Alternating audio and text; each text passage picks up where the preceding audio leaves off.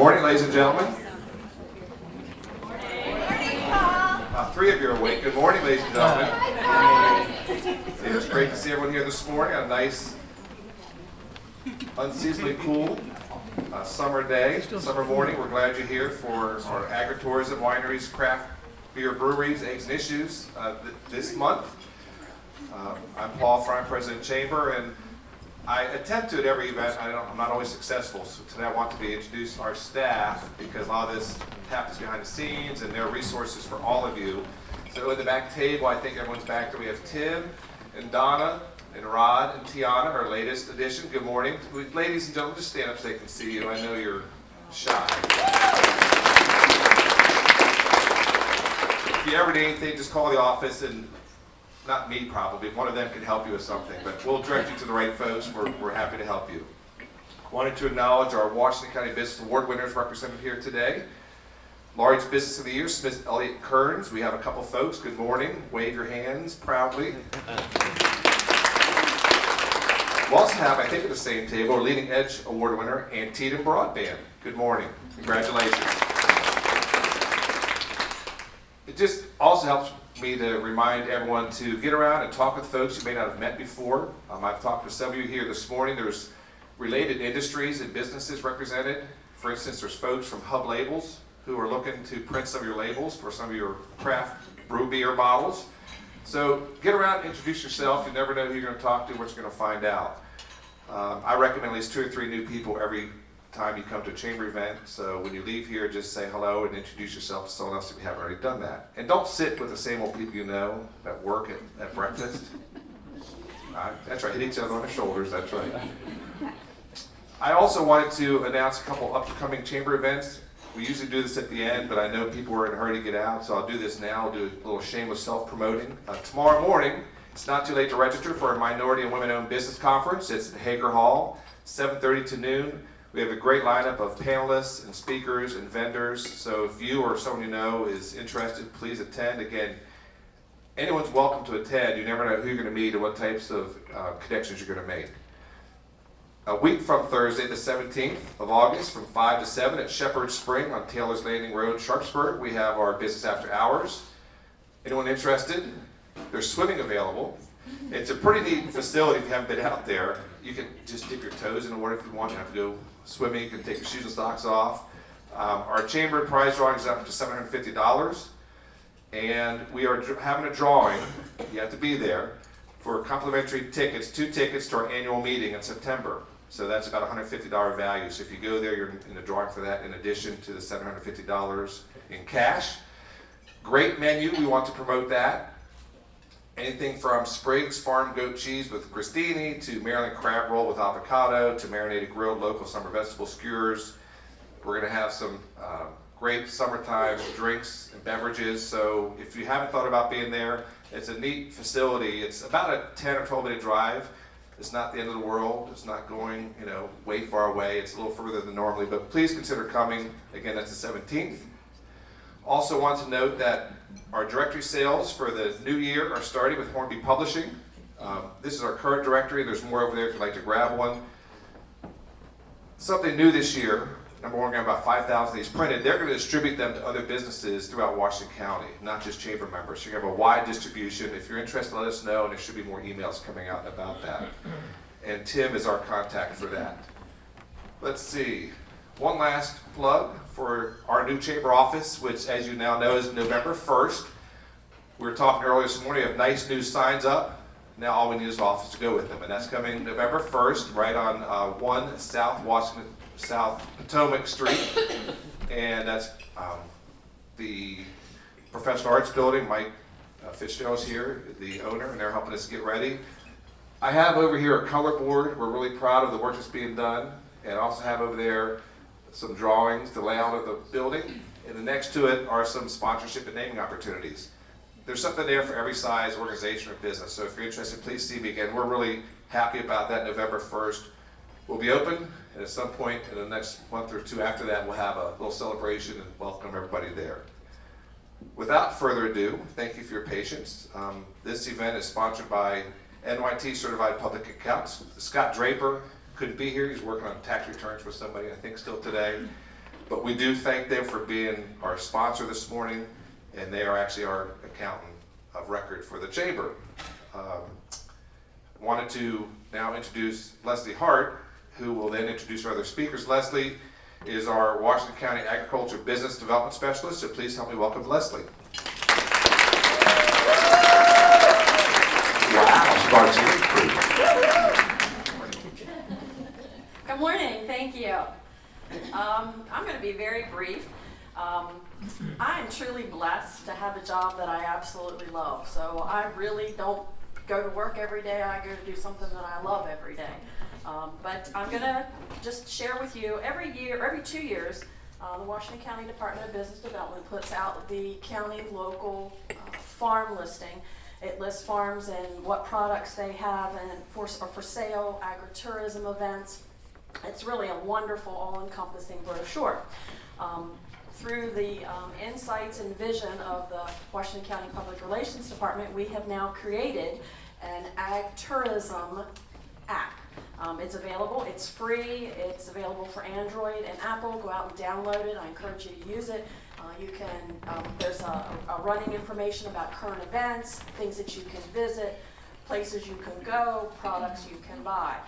And that app is constantly in development. So if you see something that on the app that you want to see in the future, or you want to learn something about another industry that's related to agriculture, just hit a reply, feedback, and we'll get on that right away. So it's really a great app that everybody is using, and we've had a tremendous amount of support from the community and a lot of downloads.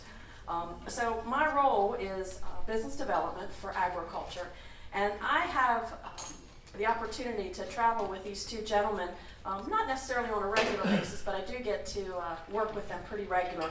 I have with me today Kevin Addix. He's the founder of Grow and Fortify, and he's going to talk about these three industries. And then I also have Garrett Chambers, who is the head brewer at Cushwell Brewing. Has anybody tried Cushwell beers yet? Yummy, yummy. Mr. Garrett knows what he's doing. So this morning, I think this is a perfect example of what economic development is and what it looks like, because Kevin came a few years ago and made a presentation about breweries, wineries, distilleries, and Garrett is living proof that it works. So at this time, I'd like Kevin Addix to come forward. Kevin is the founder of Grow and Fortify, and he is certainly recognized across the state of Maryland for his contributions to those industries, and we're blessed to have him. So a round of applause for Kevin.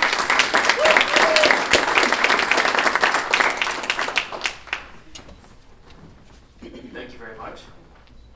I don't know if you realize this, but Leslie Hart is a wizard and a genie.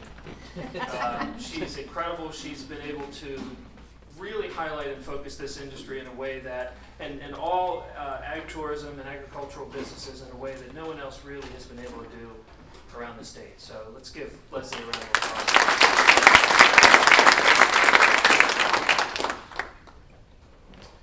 So,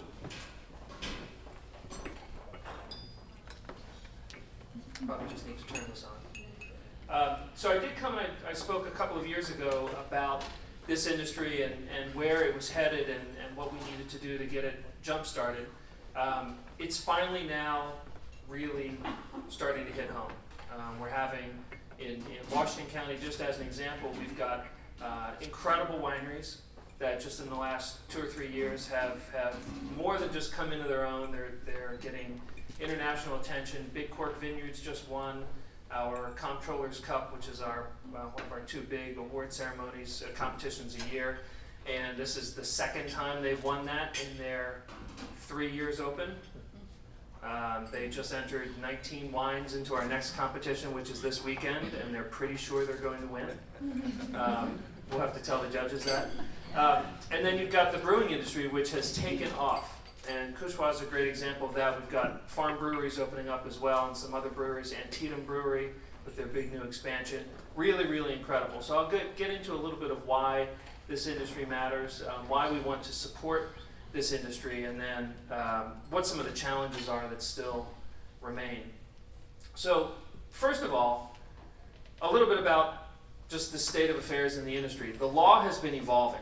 How many of you have heard anything about alcohol in the last year? Okay, the rest of you should tune in because it's big news. I look the way that I do because of all the time in Annapolis. It's been horrible. And why has it been horrible? It's been horrible because we're at this point in the country really, but in Maryland in particular, where you've got the different tiers in the alcohol industry in, I'll call them discussions about how the world is going to evolve. And what us as the producer tier is finding is that the wholesale tier and the retail tier have kind of a monopoly on things. And as part of that, they're beholden to, and they've got their ways of doing things and it works very well, but they're very tied to national brands. They're very tied to brands that can promote themselves with big marketing dollars. So if you go into, and I'll give an example here, if you go into any, we'll just call it liquor store, usually in a strip mall, usually just named Liquors, or Jimmy's Liquors, or Timmy's Liquors, or JB Liquors, or something like that, or really just liquors. You walk in there, thousands of products, right? Probably thousands of products made by hundreds of producers. If you go to the beer section, 80% of the beer in Liquors store is made by 2 producers. Maybe 3 if you want to throw Heineken in there. If you're a craft brewer, you can't get into those places because Anheuser-Busch and their reps go in and stock the stores. You go into a bar or a tavern, with what's happening in Anheuser-Busch, and really it's beer as an example, wine has these problems too, but beer, it's incredibly fierce and competitive. Anheuser-Busch and Miller Coors are buying small craft brewers, and then they no longer are small craft brewers. But you walk into a bar and you see 10 taps. You got Bud, you got Bud Light, you got, give me another Bud. Yeah, you got, the traditional Busch, all these are, and Bud Lighter and Bud Extra Light, and Bud Lime, and then you have Goose Island. Oh, you got a craft beer on tap, right? It's not a craft beer. It's owned by Bud, right? You got another craft beer, Elysian. Oh, that's owned by Bud too, right? So the craft brewers are having a real tough time. So we're in this big shakeout. Big things happened in Annapolis last session. We weren't entirely happy with how it shook out, so we're going to shake it up again. And just see what fizzes out, and we're trying to work with all members of General Assembly and county councils and everybody else, and wholesalers and retailers to make sure that this industry can grow, because guess what? In the world of alcohol, wine's growing, spirits are growing, beer is declining. But in the beer segment, craft beer is shooting up like a rocket. So we need to adjust the system so that craft beer is better supported. Just briefly, in Maryland, alcohol producers can produce, sell, distribute. They can go to farmers markets in limited capacity. So we've got a nice ability to promote our products. And what I love seeing, and what I've loved seeing in the last couple of years, is these secondary industries pop up.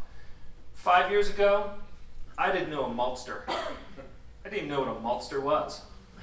Now there are 6 of them in Maryland who are taking specialty grains, drying them, or malting them, then drying them, then bagging them, then packaging them, then selling them to breweries. Canning lines. Didn't know you could get into a canning line business. We got canning lines for beer, bottling lines for wine on trucks that zoom into the vineyard or the brewery. Can your stuff, leave, so that you don't have to spend $150,000 on your own canning line. So that's pretty exciting. And we're also seeing that counties are really getting excited and starting to change their processes for permitting to encourage these businesses to start up, and we'll talk about why in a minute. This is hard to see up here, but you can grab one of our craft beverage maps on the way out. All these dots across the state are breweries, wineries, or distilleries. Distilleries is the new growing industry. We see distilleries popping up all around the state. We've got some coming to Washington County as well, Garrett County, Allegheny County in the middle there. And we're excited to see it because each of these industries is a little bit different. Vineyards tend to go out in rural areas. Some are going into downtown areas, but most of the time it's in rural areas. Brewers are in between. You got some farm breweries on farms, a lot of them using farm products, and then Most of them are still in industrial manufacturing or some are in downtown areas.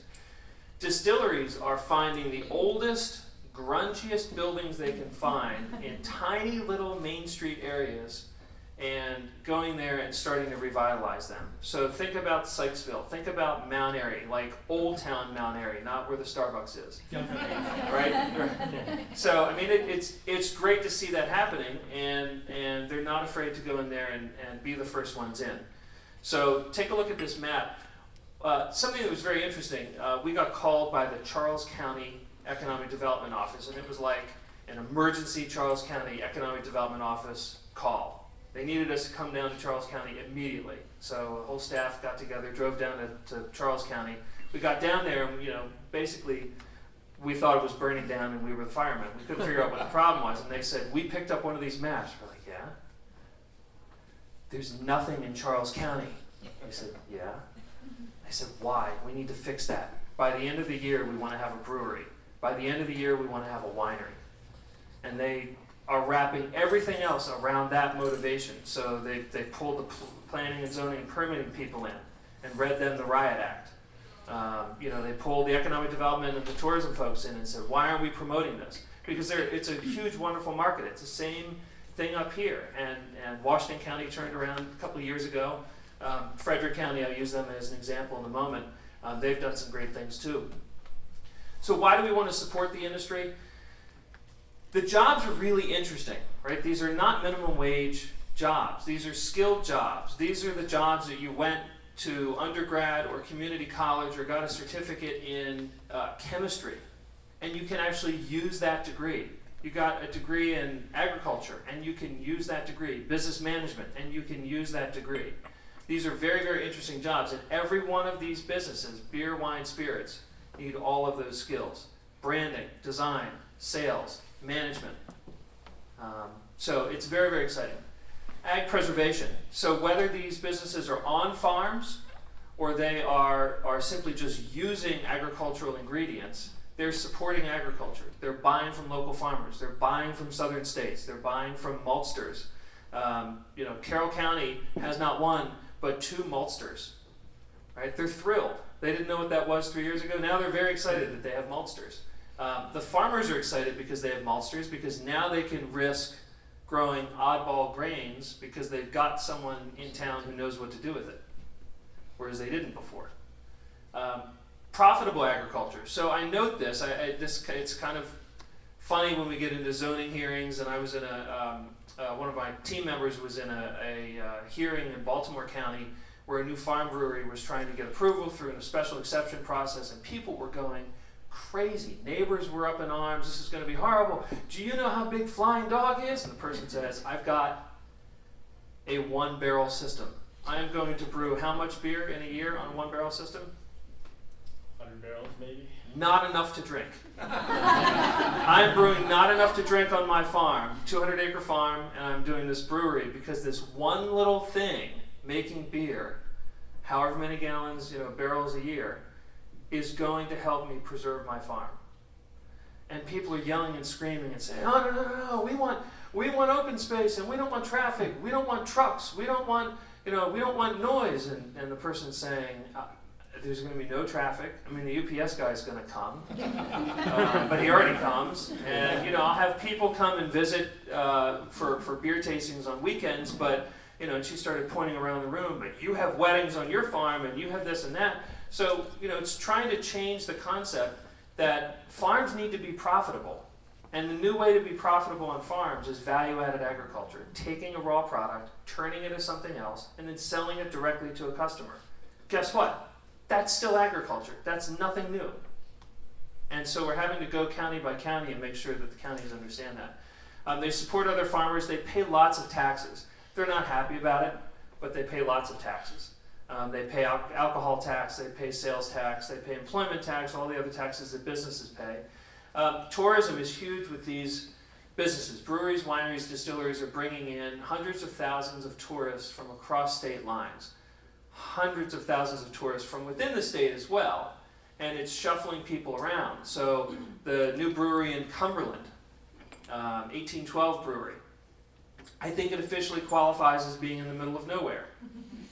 but they're going to see thousands of people, some from Cumberland, some from Allegheny County, but mostly from away. They're going to come there, they're going to spend their money, they're going to run out of gas and get gas, they're going to run out of food and get food, and then they're going to go the hell home, which is great. So that's what tourism is. So it's bringing other people's money in and then sending them home and not having to pay for schools and everything else to support them. That's the great part about tourism. And these industries, Garrett and I were talking, he says he went to Big Cork Vineyards just on Mother's Day. I've been there on just random days. Hundreds of people in Roarsville. What else is going to do that? Right? What else is going to do that? Economic development and quality of life and driver of neighborhood redevelopment. So Frederick County has been great in that they've begun to promote to businesses that they're trying to recruit to Frederick County the fact that they have the most breweries, the most wineries, and the most distilleries of any jurisdiction in the state. That's why you want to locate your business here, because it's quality of life, it's interesting. Where you have these breweries, you've got great neighborhoods that are popping up because people want to live there. You've got these breweries, and if you go into Frederick, I think they're up to now 800 breweries. Oh, I'm joking, but it's like it's art shop, restaurant, brewery, art shop, brewery, restaurant. I mean, it's turning out like that, but people are coming in, and it's not turned into a bar scene. It's not completely wild. People are coming in, trying the beer, loving it, and that's part of why this craft beer movement is growing. People are not going into bar to bar to bar to try a different Bud. No, I'll try a Bud Light here. I'll try a Bud Lime Ice here. Bud Strawberry, why not? It sounds great. But these places are good. Baltimore's a great example of this as well. They're going into neighborhoods in Baltimore that 5 years ago I might have been afraid to drive through. Breweries are opening up there. Guess what comes next? The developer says, "Hey, we're gonna open up a brand new housing, plan and redevelop this neighborhood." And it's these types of businesses that are taking these risks. Bakeries are opening up next to these breweries. It's very interesting to see what's happening there. Some stats: 65 breweries in the state. Huge economic impact. We're tracking the economic impact of the beer industry at $960 million is the economic impact. Once you extrapolate it out and put the jobs in and put all the money they're spending to redevelop, you'll hear from Garrett in a moment about their plans and just their space needs, and every brewery is in that. They buy what they can, and then a year or two in, they have to double their size. If you've been to the new Antietam Brewery, you know what I'm talking about. If you haven't been, go there. I don't see on there, how many people are breweries employing? So that's a number that we're still trying to track. If you look at direct employment, it's probably 500 to 600 statewide. If you look at then indirect, if you bring in the wholesale reps that are paid by this, it's going to go up to 1,000 really, really quick. Wine industry, we've got more wineries in the state. We've got 1,000 acres under vines. We have just received, for the wine industry, some major national attention. One of our wineries was listed 2 days ago in a publication, national publication, as one of the top 100 wineries in the country. Oh, wow. Which is very cool. So think about it, there's Old Westminster Winery in Carroll County, which you wouldn't think was the best place to grow grapes in Maryland. Because I'm here and because I believe it, I'll say it's Washington County. And Big Cork will agree, and Red Heifer will agree, and Knob Hall will agree, etc. But this whole kind of Piedmont region, phenomenal wines being grown. If you look at the growth trend, all three of these industries, year over year, are selling more. More entrants are coming in. A lot of the entrants for breweries, 5 years ago, the brewers were big that were coming into the state. Now the brewers that are entering are very, very small. They've got a very specific market. It's not just them and their friends. It's a little bigger than that, but it's a very, very specific market they're going after. And then they'll grow and grow that way, a little more organically. So I think we're still going to see some larger investments come in. We're seeing it in the wine industry. Some very large investments still coming in the wine industry. Montgomery County There are 3 new entrants coming into Montgomery County, each looking at 200 to 300 acre farms in Montgomery County. Okay, that's a lot. That's more money than I would spend, that ever have, actually. Distilleries, we've got 20 operating distilleries around the state. Distillers are on a race right now to put Maryland back on the map and reclaim rye whiskey. And they're doing quite a fine job of it. There are 8 distilleries that have rye whiskey right now. Most of them have white spirits as well, so the vodka and some really great gins, and some white whiskey, which I'm still trying to figure out what to do with white whiskey. Does anyone know what to do with white whiskey? No? Drink it? We clean our whiteboards in the office with it. It's great. It's great. One of our distilleries saw us doing that and then brought us a little mini barrel to put their white whiskey in, so now we're aging our cleaning spirit. And you'll see here that we've got a lot still in the licensing phase. So at last check, we've got 20 breweries in the startup process right now today. Last year was 20 as well. Right? So they're not just taking a long time. We've got 10 new ones a year that are coming in. It takes about 2 years to get started from inception to fully licensing. Distilleries, it's a little slower go. We've got 10 in the licensing phase. Wineries, we've got about 10 as well. So really quickly to wrap up, some things that need to happen to continue to support the industry. First, we need to continue to clarify what the rules and regulations are. I've got this slide that I use in our startup seminars, and especially when I talk to regulators about what a county agency hears. You walk up to the desk, you want to go get permitted to be a winery, what they hear when you tell them you want to be a winery, because winery is usually not in the books. Well, tell me what you actually want to do. Dangerous question, never answer it. But if you answer it and you say, well, I want to make wine. Oh, make equals manufacturing. You can only do that over there, manufacturing zone. Oh, well, I want to sell. Well, that's retail. You can only do that over here. Whole different set of rules and regs. I want to distribute. Well, we have shipping and receiving, but that's going to be in an industrial area, which is not manufacturing and is not retail. We want to congregate and actually have, maybe we want to have an event or a wedding. Oh, well, you can't do that. You can, but you have to be a wedding facility.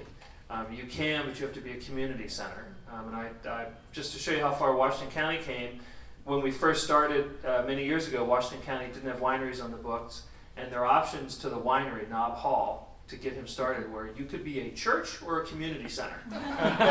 Those were the 2 options. And Dick Seibert, was looking through it and like, oh, I think I'll be a community. And I said, no, you don't want to be a community center because then you need 15 showers. That's what the rule said. And that's what the county was saying. Pick one of these and we'll get you through the licensing process. Well, Washington County's come along. Frederick County is a shining example where they've just produced a guidebook. It's supposed to be a pamphlet, but it folds out 20 pages, and it shows you exactly how, step by step, how you open a winery, how you open a brewery, how you open a distillery. So they deserve big kudos for that. We're using that as kind of a model to get other counties. They've done the work to get other counties to try to do the same thing. Virginia. Anybody here from Virginia Economic Development? I want to give you a high five. No? Virginia is actively trying to snipe our breweries and our wineries. They're on Facebook, literally contacting them. We have screenshots of messages from the State Department of Economic Development, from the governor's office. Hey, saw that you're opening up in Frederick County. We'd love to have you over here in Virginia. And tax-free for 3 years. And we'll give you no interest loan for 5 years. And we'll help buy your property. And it's like, and it's insane. So we need to figure out what their evil plans and clever tricks are and ramp it up and do the same here. And we've talked with our governor's office, and they're getting interested. We've talked with Commerce, they're getting interested. But it's amazing what they're able to pull off.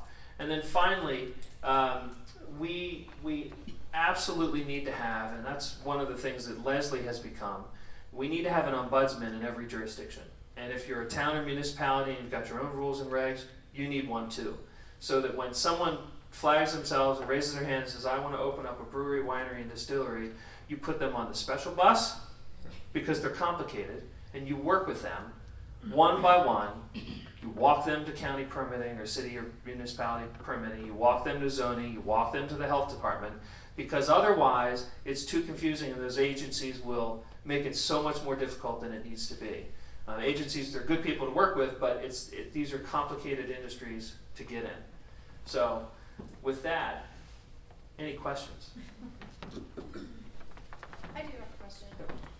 You had touched on your adventures in Annapolis this year. Could you explain the changes that happened in legislation Sure. and what needs to be accomplished when we go back into session? So the speed round version of that is that there was good and bad. And the good is breweries of a certain class, class 5, which is what most of the breweries in the state actually are. These are the production breweries. This is Flying Dog. Garrett, I think you're a class 5 as well. So it's big and small, but it's typically just, it's not one with a restaurant and it's not one on a farm. That's the easiest way to describe it. They're allowed, their sales ability at the brewery for pints went from 500 barrels a year, which was the singularly lowest number in the country, by 24,500 barrels. Right, that's how low it was. Up to 2,000 barrels. And if you get to 2,000 barrels, you can ask Mother May I to be able to buy another 1,000 barrels from your distributor to resell in your own tap room. So that's, we'll call that the good news. The other thing is that contract brewing is now legal. Contract brewing was traditional, but never legal. Contract brewing is when Kushwa, for example, if you ran out of space and you had a beer that was really hot and your distributor needed more of it and you just couldn't make it fast enough, you could contract with Antietam Brewery. And Bill could make your beer and then sell it to the distributors. Now that's legal. You're allowed to bring some of that back to your brewery to sell. The bad news is, and there's a couple little things in there as well, the bad news is the hours for new breweries got cut. So in Annapolis, we called it a bar fight, and the bar owners came in and said, you know what, more breweries, declining beer market, that means they're selling beer and I'm not. It's a who stole my cheese argument. So we're going to cut their hours. So new brewers are only allowed to be open until 10 o'clock instead of all existing brewers being allowed, they were grandfathered in to be open until midnight or 2 a.m. Because breweries have to go to the local liquor board and they have to get a bar license. So they're technically a bar that can only sell their beer. And the regular bar owners didn't like that. And so they put that on the industry. And the Wise General Assembly bought that. So that's the nutshell. I mean, it's way more in depth than that. You can go to marylandbeer.org and we've got a statement on there that we put up after the bill passed. Because it was a compromise. At the end, we were involved in it. We made it less worse. Less work. So there's still more to accomplish. There's still more to accomplish. There are new breweries that are opening up that were 2 years into their business planning that are in locations that will have a nightlife and they need to be open later, so we'll be in there to adjust that. There's some other things as well that we'll be back for. Wineries, there's a new rule that we're putting in to increase the minimum of how much Maryland fruit a Maryland winery must use, and that's because there's enough fruit now. And we want Maryland wine to be, the industry wants Maryland wine to be Maryland grown. Because otherwise, what's the point, right? It's different wine to beer. Wine, it matters where the ingredients are from.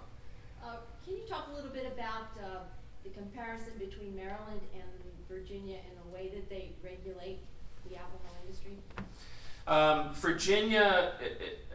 Virginia has very few limits on the sale of products and the production of products. So if you're a brewery, winery, or distillery, you are allowed to make products, you're allowed to sell products, you are allowed to, in certain instances, distribute products, and there are not limits to how much of that activity you may engage in.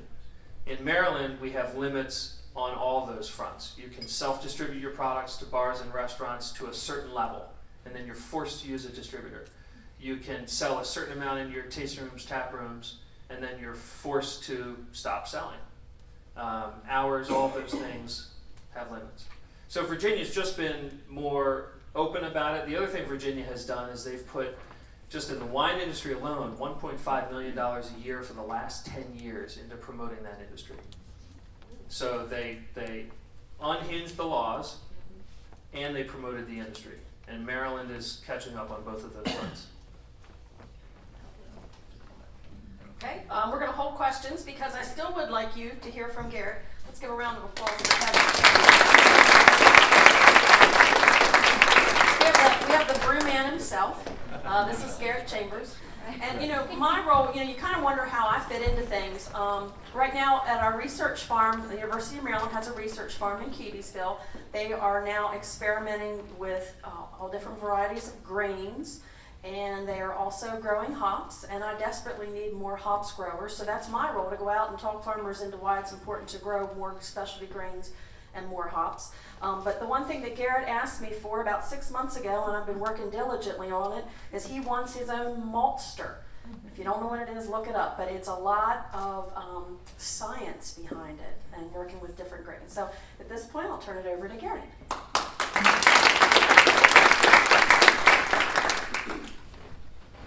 So Kevin did a really good job of kind of talking about why supporting us matters. Hopefully I'm a better brewer than I am a public speaker, so I've got some notes. If I go off the rails, I'll rein myself in. So I guess wanted to give a little bit of a background of who we are. There are 3 people that own our brewery. I'm Garrett Chambers. Scott Coleman and Marcus Thomas are the other 2. We're all pretty local. I went to Boonesboro High School.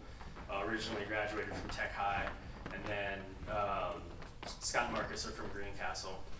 Everybody lives in Washington County now. So we all left after high school to go to college in different places. I went to Frostburg, but then moved to Texas. Scott lived up around Philly, and Marcus moved to South Carolina. Our backgrounds are pretty varied. I have a background in investment management. That's what I started off doing. I don't look that way, but I swear it's true.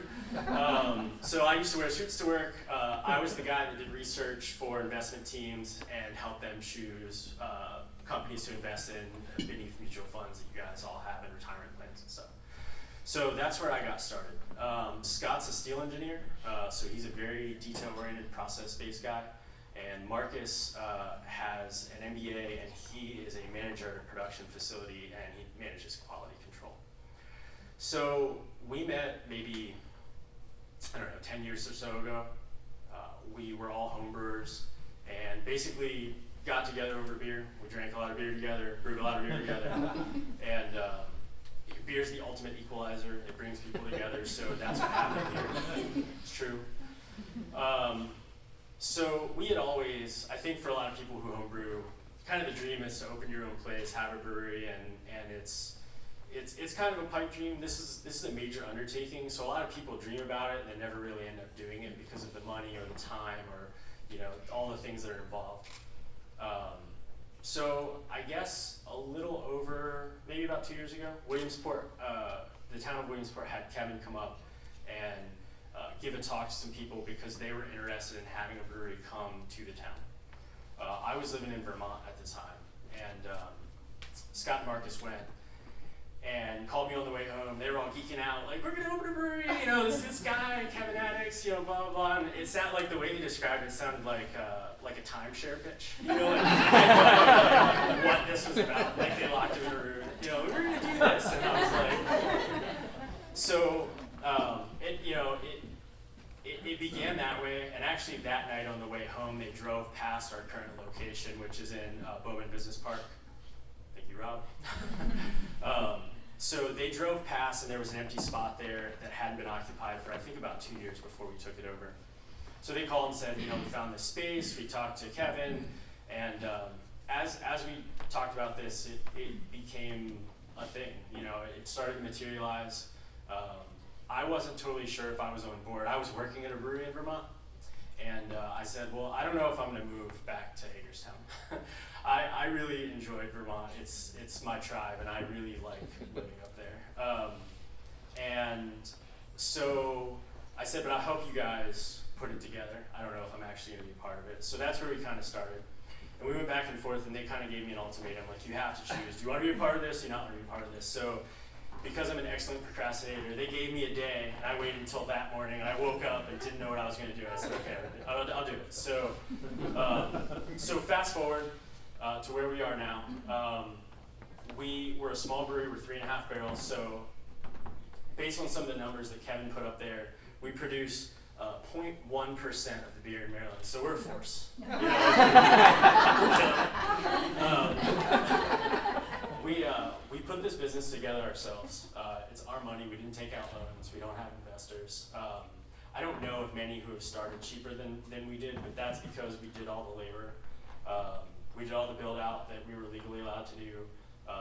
We work tap room. We do all kinds of stuff. This is emotional. This is truly a labor of love for us.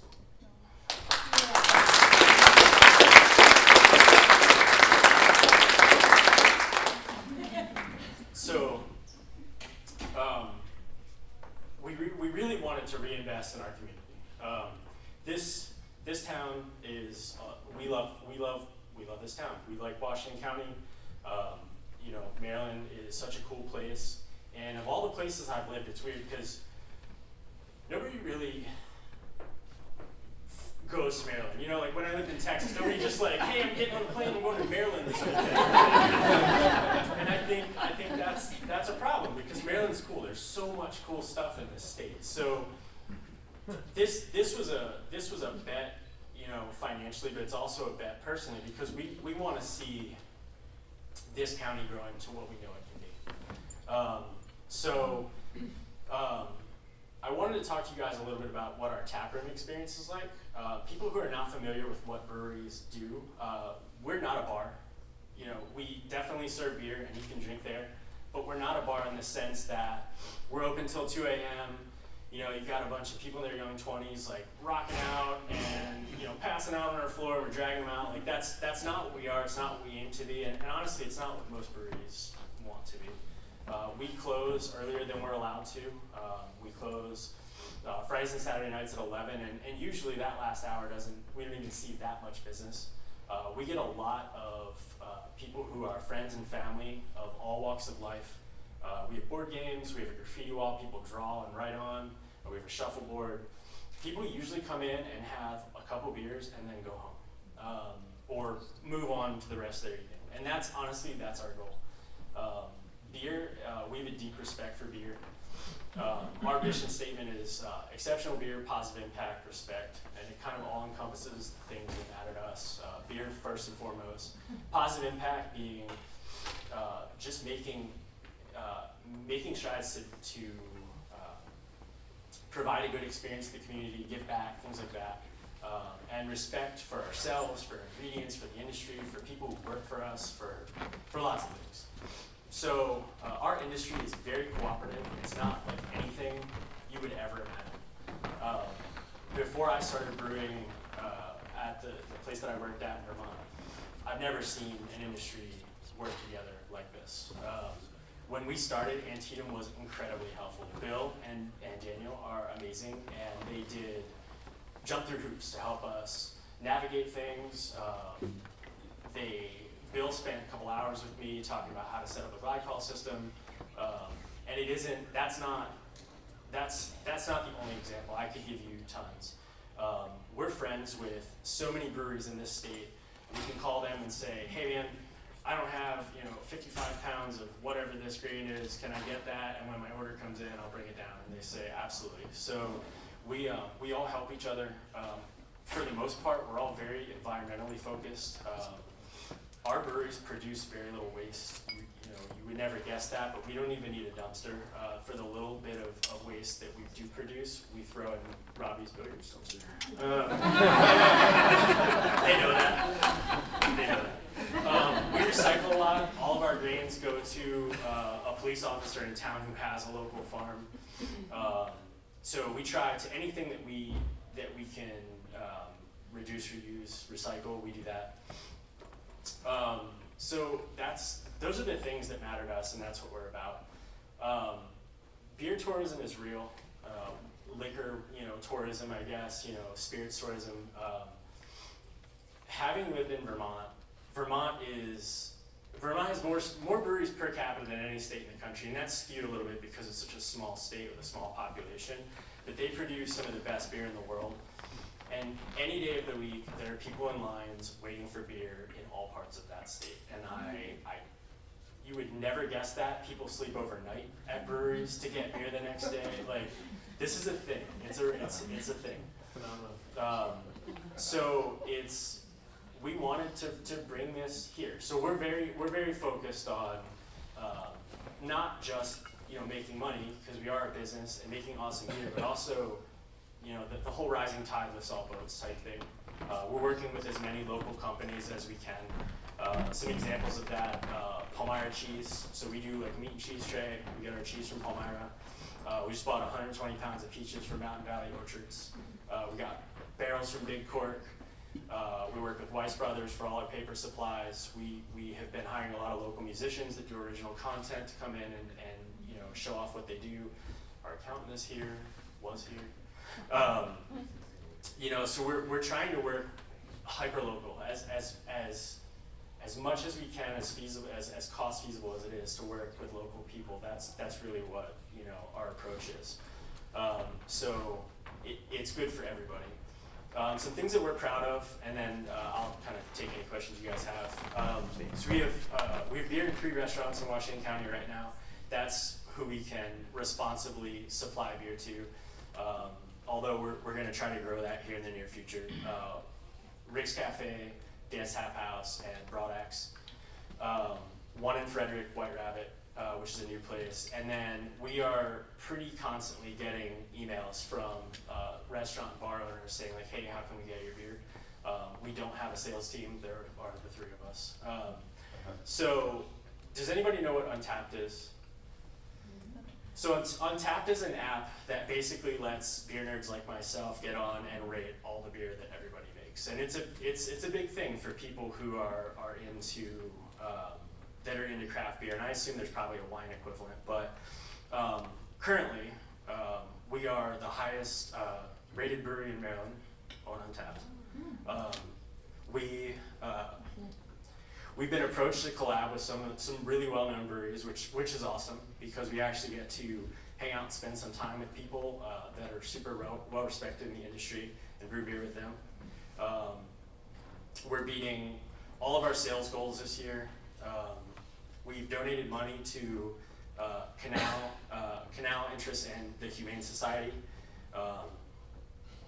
We had an adoption day that was super successful for the Humane Society, so we were able to find animals some homes. We have 8 part-time employees, and I'm looking to hire our first full-time soon. And then what's to come? So we currently have about 3,000 square feet, but we're pretty maxed out for production space. So our next step in 1.5 to 2 years is probably going to be somewhere in the range of like 10 to 12,000 square feet, and it'll probably be a ballpark of about $1 million investment. So we want to continue to do what we're doing, focus on good beer, focus on community things, and just help elevate the county in general. So that's that. If you guys have questions, I'm happy to.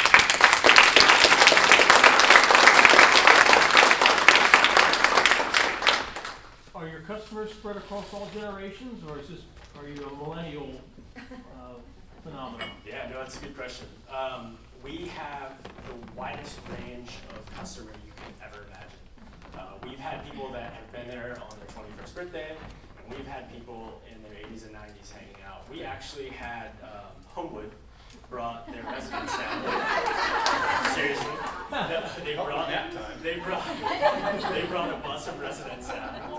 It's like 20 folks, and I gave a presentation, and we poured samples of beer, and we did it off hours, and awesome.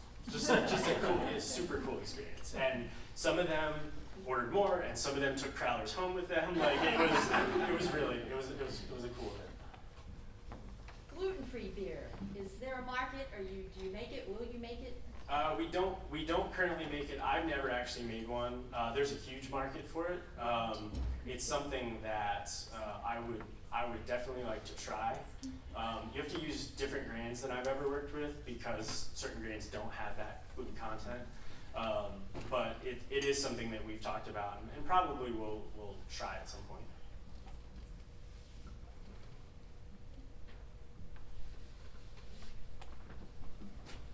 What are the top 2 or 3 things you need to expand?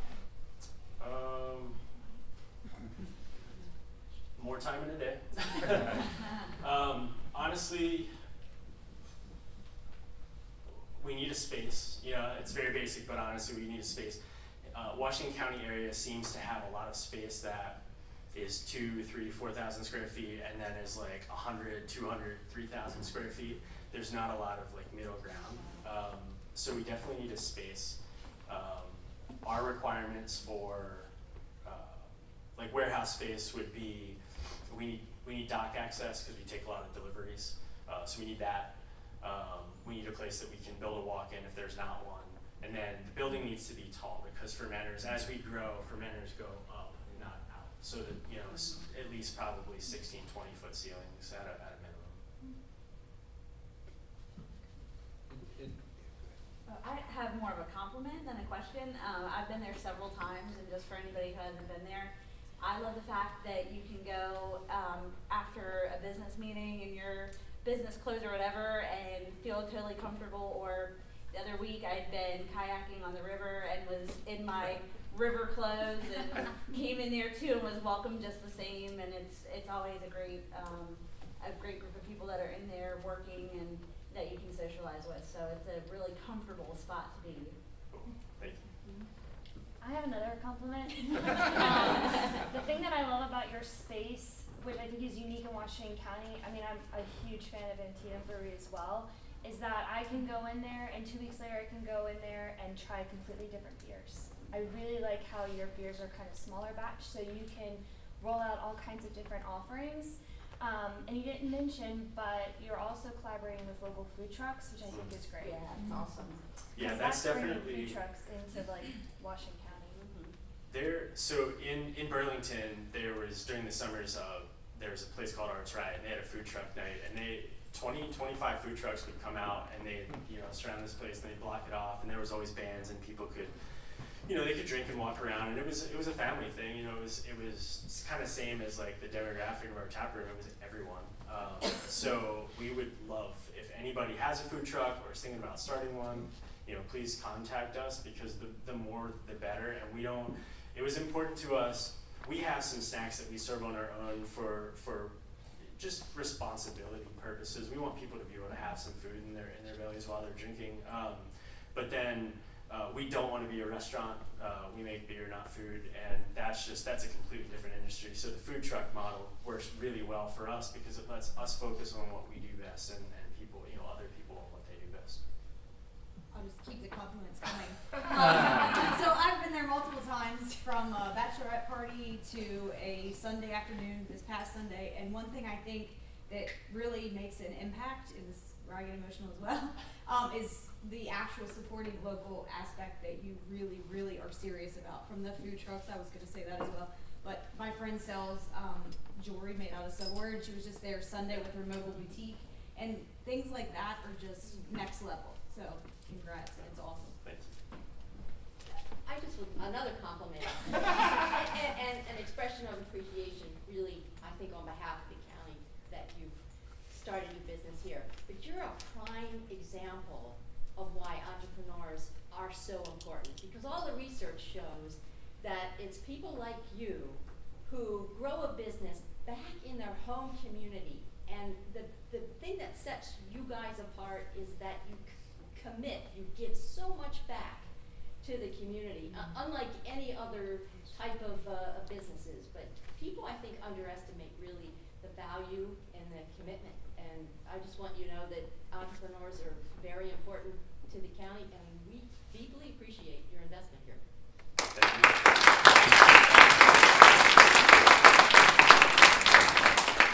Thank you very very much. Do you guys see why I love my job so much? I get to work with these guys all the time. I'll turn it over to Paul. Thank you. Let's give Leslie another round of applause.